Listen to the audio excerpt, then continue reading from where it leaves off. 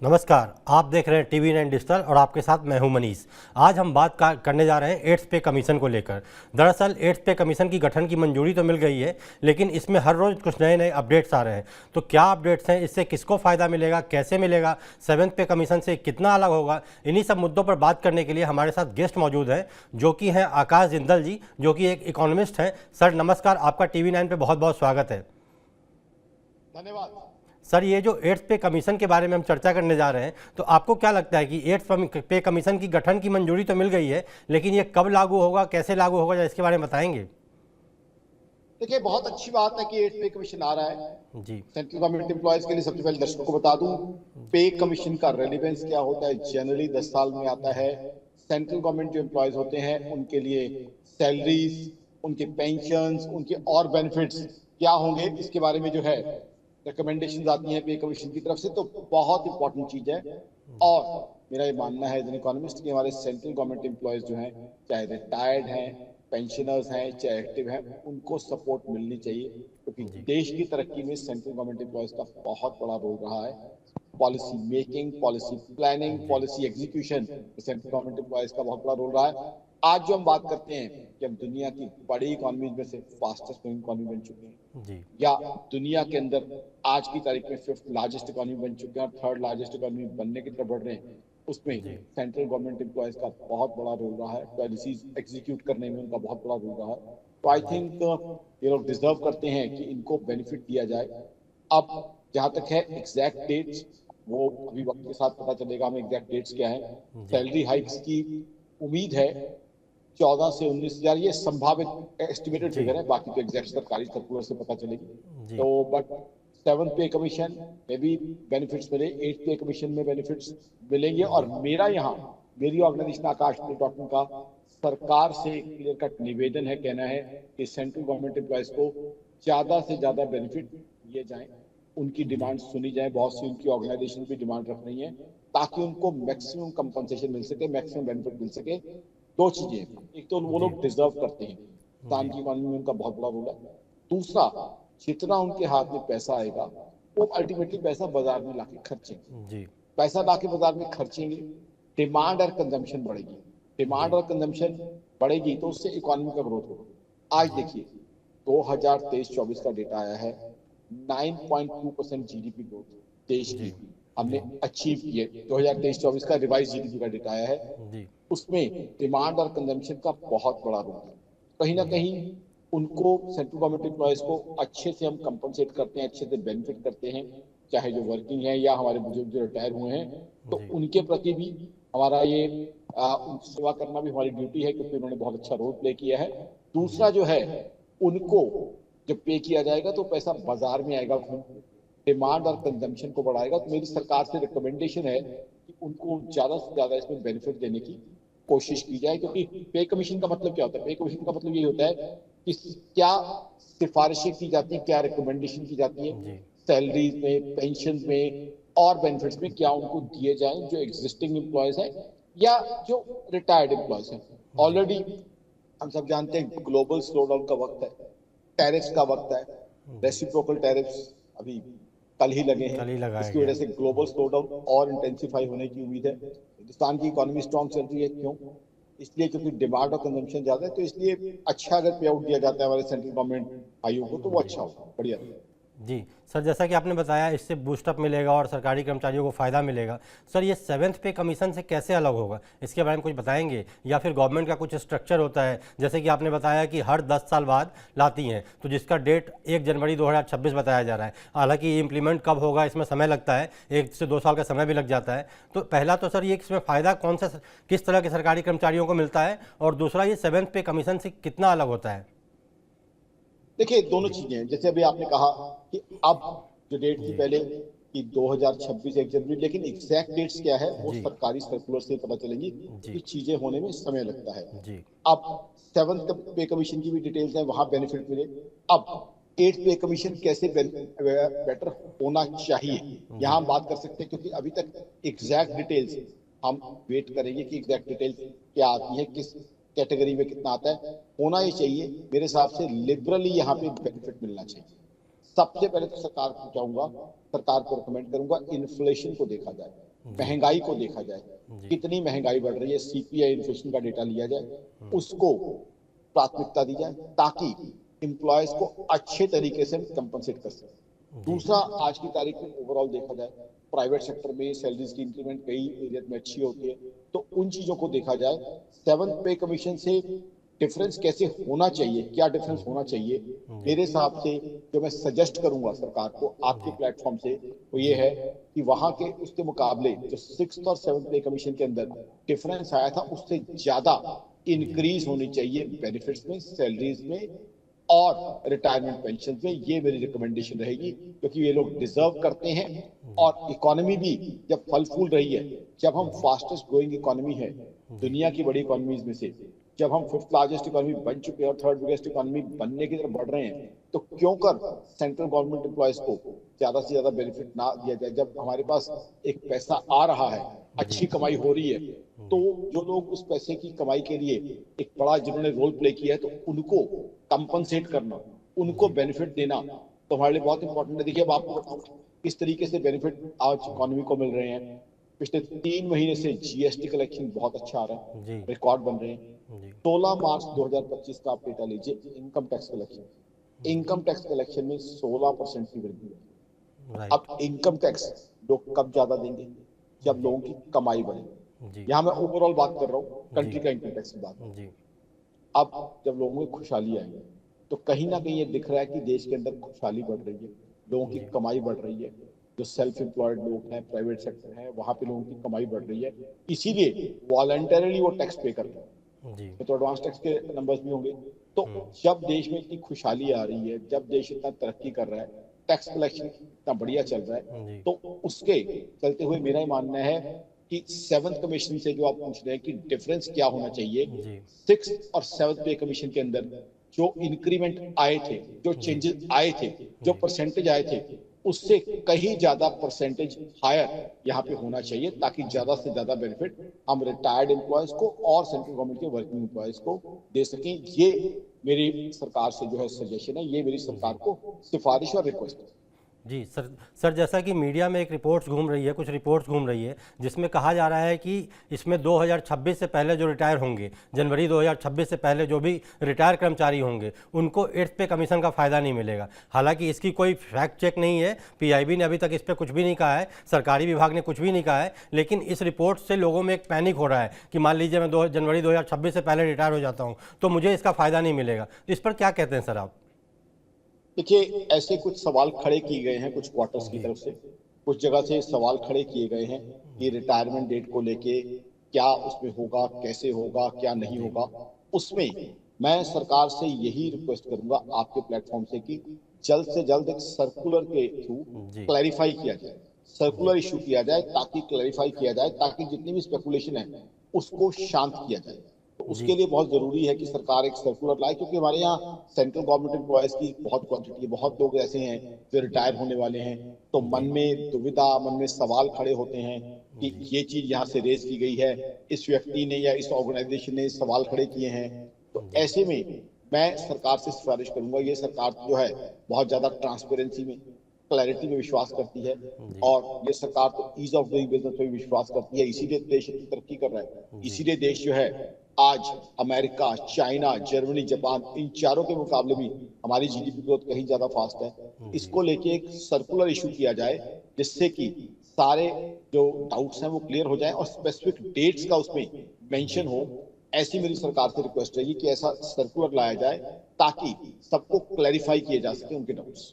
जी sir, आपने बहुत सही बात कही कि इसको क्लेरिफाई करना ज़रूरी है, क्योंकि ये सवाल उठना इसलिए लाजमी हो गया है क्योंकि मीडिया में इतने रिपोर्ट्स घूमते हैं और आजकल डिजिटल के टाइम पे व्हाट्सएप यूनिवर्सिटी में भी कई सारी चीज़ें चलती हैं जो कि फ़ेक होती हैं, बाद में पता लगता है ये फ़ेक है। तो ऐसे क्योंकि ये बहुत बड़ा मुद्दा है और समझिए कि आपका सीधा पे कमीशन बदलने जा रहा है, तो इसके लिए आपने बिल्कुल सही कहा कि सरकार को जल्द से जल्द एक सर्कुलर जारी करना चाहिए। सर, इसमें एक रिपोर्ट्स में ये भी कहा जा रहा है कि इससे सरकार की जेब पर 1 लाख करोड़ का भार पड़ेगा, मतलब सरकारी खजाने पर 1 लाख करोड़ का ज़्यादा खर्च बैठेगा। तो सर, इसको कैसे देखते हैं? सरकार तो इतनी कैपेबल है ही, तभी सरकार ने गठन की मंजूरी दी है ना, और 7th पे कमीशन के बाद 8th पे कमीशन तो आना ही है। तो सर, इस पर आप एज ए इकोनॉमिस्ट क्या कहते हैं?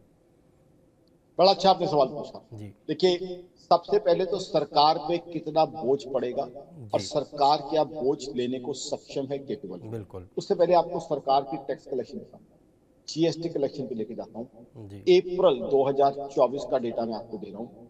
2,10,000 करोड़ की क्रॉस जीएसटी। जी अभी इस महीने का जीएसटी कलेक्शन का डेटा देता हूँ। 1 करोड़ 1.96 लाख करोड़ की जीएसटी। जी तो सरकार की टैक्स कलेक्शन बढ़ रही है, सरकार की इनकम बढ़ रही है, उसके अलावा ग्लोबल इन्वेस्टमेंट्स यहाँ बढ़ रही हैं। डेफिसिट यानी सरकारी घाटे को हम कम करने की तरफ बढ़ रहे हैं और सरकार की कमाई भी और बढ़ेगी। बिकॉज क्या हो रहा है, जिस जिस तरीके से इनकम बढ़ रही है कंट्री की, इन्वेस्टमेंट आ रही है, तो उसके अंदर जीडीपी ग्रोथ का टारगेट भी हिंदुस्तान का बाकी इकोनॉमीज के मुकाबले में कहीं ज्यादा स्टीप है, कहीं ज्यादा तेज है। तो जी ऐसे में जब सरकार की कमाई बढ़ रही है, सरकार डेफिसिट रिडक्शन की तरफ जा रही है, ऐसे में अगर सरकार के ऊपर एडिशनल लायबिलिटी आती है, जिस तरह की हमारी ग्रोथ की एक्सपेक्टेशन है, हम तो ये एक्सपेक्ट करके चल रहे हैं कि आने वाले समय में 7% पर एनम की जीडीपी ग्रोथ हम करेंगे। जी और मोदी सरकार की पॉलिसीज भी ऐसी है कि बहुत ग्रोथ ओरिएंटेड है, प्रो ग्रोथ है। बिल्कुल। इन लोगों ने रशिया यूक्रेन वॉर के समय भी हिंदुस्तान को एक तेज ग्रोथ, एक फास्ट ग्रोइंग इकोनॉमी के रूप में रखा, जबकि ग्लोबल स्लो डाउन आ गया था। मैं इसलिए डिटेल में जा रहा हूं ताकि बता सकूं आपको धन कहां से आएगा। रशिया यूक्रेन वॉर जब चली, उसके बाद जी के स्टार्ट के बाद यूएस जैसी economy 2 quarters negative GDP growth. जी जर्मनी 2023 में, क्योंकि दुनिया की थर्ड बिगेस्ट इकोनॉमी है, उसने 1 quarter negative GDP growth. China deflation का शिकार हो गया, बट हिंदुस्तान लगातार तरक्की कर रहा है। तो इसलिए मेरे हिसाब से सरकार अपनी तरफ से धन प्रोवाइड कर सकती है। सरकार पे कोई बहुत ज्यादा बोझ नहीं आएगा, क्योंकि हमारी इकोनॉमी ग्रो कर रही है। मोदी सरकार के अच्छे एफर्ट्स की वजह से हम तरक्की कर रहे हैं। तो सरकार मेरे हिसाब से सेंट्रल गवर्नमेंट एम्प्लॉयज को कंपनसेट करने के लिए जो एडिशनल लायबिलिटी आएगी, सरकार उसको बड़े आराम से जो है मैनेज कर सकती है, कोई ज्यादा दिक्कत नहीं आएगी। इसीलिए मैंने आपको सारी डिटेल दी। जी जी सर, जैसा कि आपने बताया कि सरकार इसको बहुत अच्छे से मैनेज कर सकती है और इसमें कोई दिक्कत नहीं है, क्योंकि डेटा जो इकोनॉमी के बता रहे हैं वो खुद आंकड़े गवाही दे रहे हैं कि भारत इन अ बेटर कंडीशन नाउ, मतलब अब वो दुनिया की 5वीं सबसे बड़ी इकॉनमी बनने की कगार पे है और कई देशों को पीछे छोड़ चुकी है। ऐसे में सर ये आता है कि जैसा आपने इकॉनमी कुछ आंकड़े बताए, तो उसमें अब जैसा पहले चल रहा था कि डीए हाइक होगा कि नहीं होगा, क्या होगा नहीं होगा, ये भी काफ़ी, जैसे 8th पे कमीशन का भी मामला चल रहा है, तो ऐसे ये भी पेंडिंग चल रहा था। आखिरकार सरकार ने उसकी घोषणा कर दी और सरकारी कर्मचारियों को एक बहुत बड़ा तोहफा दिया। तो उम्मीद करते हैं कि 8th पे कमीशन पे भी होगा। लेकिन सर जहाँ तक इकॉनमी की बात है, तो कल जो टैरिफ वाला वार हुआ, टैरिफ का जो बम गिरा ट्रंप साहब का भारत पे 26% का, तो उसको भारत बड़ी आसानी से झेल गया। सरकार का बयान भी आया कि हम पहले से तैयार थे, हमें इसमें कोई दिक्कत नहीं है। तो क्या आपको लगता है नहीं कि सरकार पूरी तरह से तैयार है? सरकार तैयार है तभी तो गठन की मंजूरी मिली है ना, कि हम 8th पे कमीशन के लिए गठन बना रहे हैं और इसकी मंजूरी दे रहे हैं। आगे हम इस पर स्टेप बाय स्टेप कदम उठाएंगे। जी सर। जी, जहां तक टैरिफ वाली बात है, जी अमेरिका ने जो रेसिप्रोकल टैरिफ लॉन्च किए हैं वो जी नो विन सिचुएशन है। जी सबसे पहले तो दर्शकों को बता दूं, ना तो उससे अमेरिकन इकोनॉमी को फायदा है, ना ही ग्लोबल इकोनॉमी को। जी टैरिफ लॉन्च करने से क्या होगा, सबसे पहले तो अमेरिका की अपनी इन्फ्लेशन बढ़ जाएगी। दर्शकों को जी बड़े सिंपल तरीके से बताता हूँ। मान लीजिए अमेरिका में कोई चीज $10 की आ रही है, जी अब टैरिफ लग गया उसके 26%, तो वो अमेरिकन कंज्यूमर को जो चीज पहले $10 की मिल रही थी, अब कितने में मिलेगी, $12.6 में। जी तो नुकसान किसको हुआ, अमेरिका की अपनी जनता को, अमेरिका के जी आम आदमी को, जिसने वो चीजें कंज्यूम करनी थी, उसके लिए इन्फ्लेशन बढ़ जाएगी। जी अब अगर अमेरिका ये सोचता है कि जी हिंदुस्तान से या और कंट्री से इंपोर्ट बंद हो जाएगा और जी अमेरिका में वो चीज मैन्युफैक्चर होना शुरू हो जाएगी, देखिए रातों रात तो अमेरिका में ना तो प्लांट लग सकते हैं, ना फैक्ट्रियां लग सकती हैं। और वैसे भी अमेरिका में सब जानते हैं लेबर कॉस्ट बहुत ज्यादा है, मैन पावर कॉस्ट बहुत ज्यादा है, लैंड की कॉस्ट बहुत ज्यादा है। तो इसलिए अमेरिका में इन्फ्लेशन बढ़ेगी।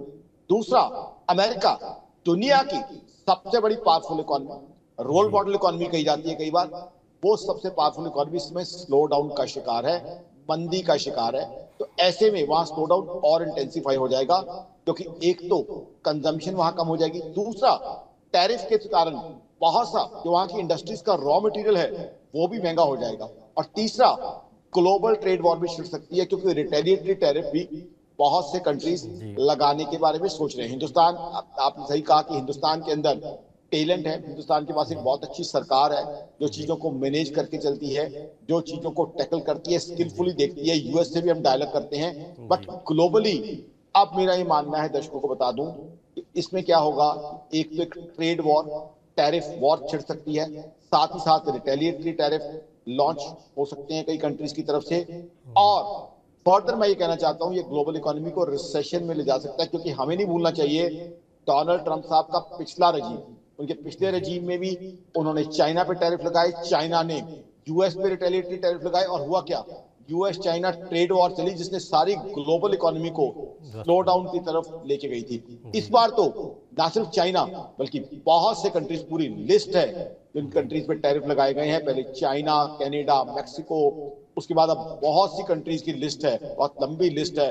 और अभी ये नहीं है कि यहाँ चीजें खत्म हो गई हैं, आगे भी जो है कुछ और संभावनाएं बनती है। कहीं ना कहीं ये जो टैरिफ लगना है अनफॉर्चुनेट है। हाँ, हिंदुस्तान में दम है, हिंदुस्तान में कैपेबिलिटी है, यहाँ हमारे पास एक सरकार है जो बहुत अच्छी तरीके से इकोनॉमी को मैनेज कर रही है, यहाँ हमारे पास मोदी सरकार स्किलफुली और टैलेंटेड तरीके से चीजों को डील करती है। वो कहीं ना कहीं इस चीज को भी डील करेगी, और डायलॉग के थ्रू शायद एक ट्रेड डील हमारी यूएस के साथ हो जाए, क्योंकि हमारे प्रधानमंत्री नरेंद्र मोदी साहब का आदर हिंदुस्तान में ही नहीं पूरी दुनिया में है, पूरी दुनिया उनका सम्मान करती है। तो कहीं ना कहीं प्रधानमंत्री मोदी साहब की पर्सनैलिटी का जो सम्मान है, जिस तरीके से डोनाल्ड ट्रंप ने भी कहा है Modi is a great friend, तो मुझे लगता है कि आगे चल के हिंदुस्तान चीजों को स्किलफुली टैकल कर लेगा और कुछ ना कुछ सोल्यूशन भी निकल आएगा। तो हिंदुस्तान की एक कैपेबिलिटी है as an economy, as a country, कि हम इस रेसिप्रोकल टैरिफ के इस जो कुछ हुआ है सिचुएशन, उसके बावजूद हम आगे बढ़ रहे हैं। और अभी मैंने आपको बताया 2023-24 का जीडीपी ग्रोथ का डेटा रिवाइज हुआ है 9.2%, जो कि दिखाता है कि हिंदुस्तान कैसे तरक्की के झंडे गाड़ रहा है। दर्शकों को बताऊं, दर्शक कंफ्यूज ना हो कि आकाश मंडल साहब क्यों 2023-24 की बात कर रहे हैं। 2023-24 का डाटा इसलिए रेलिवेंट है क्योंकि अभी ये रिवाइज होके 9.2% आया, इसीलिए ये डाटा अभी भी रेलिवेंट है। जी सर, वापस लौटते हैं 7th पे कमीशन पे, 8th पे कमीशन पे, जिस पे हम बात कर रहे थे कि आपको मैं कुछ आंकड़े बताऊं। जो 2nd पे कमीशन से 7th पे कमीशन तक का जो मिनिमम बेसिक पे में बढ़ोतरी हुई थी वो 14.20% थी मिनिमम। उसके बाद जो मैक्सिमम हुई थी वो छठे पे कमीशन में हुआ था जो कि 54% था। इस बार माना जा रहा है कि आपका डीए जो 55% अभी हुआ है, जो 2% बढ़ने के बाद 53% से 55% हो गया है, उसे माना जा रहा है कि इस बार गवर्नमेंट 60% बढ़ाकर 60% करने जा रही है। तो आप देखिए सरकार सरकारी कर्मचारियों का कितना ध्यान रखती है, क्योंकि आप 2nd पे कमीशन से चले और 8th पे कमीशन तक, तो ये 2% से बढ़ता बढ़ता आपका 60% हो रहा है। तो ये आंकड़े अपने आप में कह रहे हैं कि सरकार को कर्मचारियों की चिंता है, क्योंकि जैसा आपने कहा इकोनॉमी में सरकार का भी बहुत योगदान है, सरकारी कर्मचारियों का उनसे ज़्यादा योगदान है, क्योंकि हर डिपार्टमेंट में हर कहीं ना कहीं से वो इकोनॉमी के तार जरूर जुड़े हुए हैं जो काम करते हैं। तो सर इस पर आपका क्या टेक रहेगा? जी सर। बिल्कुल, मैं आपके साथ हूँ।